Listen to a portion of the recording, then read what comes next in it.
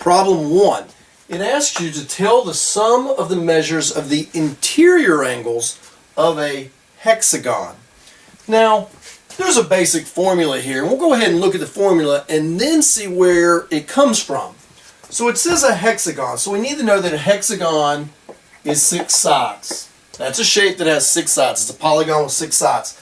Now the formula tells you that if you take the number of sides and subtract 2, and then multiply by 180 degrees, it'll tell you the total sum of all the angles inside it.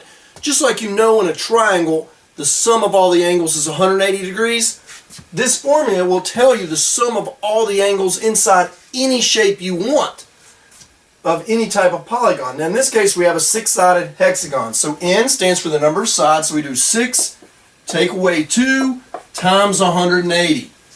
Well, that's 4 times 180, which comes out to 720 degrees. So we know that in that 6-sided hexagon, all these 6 angles are going to add up to 720 degrees. That's going to be true. Now the question comes, where did this formula come from?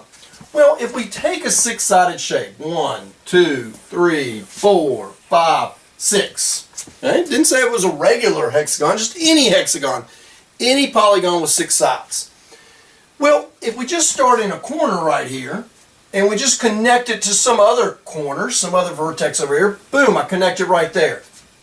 Now notice I've made one little triangle here. So 1, 2, 3 angles there. Those 3 angles inside that triangle will be 180. That's where that 180 comes from.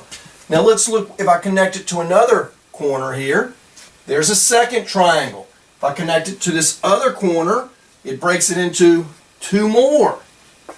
Notice how many triangles you formed from that. 4.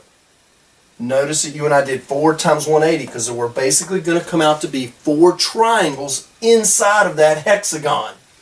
It will always be, no matter how many sides you have, the number of triangles formed inside it will always be 2 less than the number of sides that there happen to be on the polygon. So that's where we get the formula. N minus 2 is going to tell us how many triangles are formed, and then we multiply by 180 because there's 180 degrees in each of those triangles. There you have problem 1.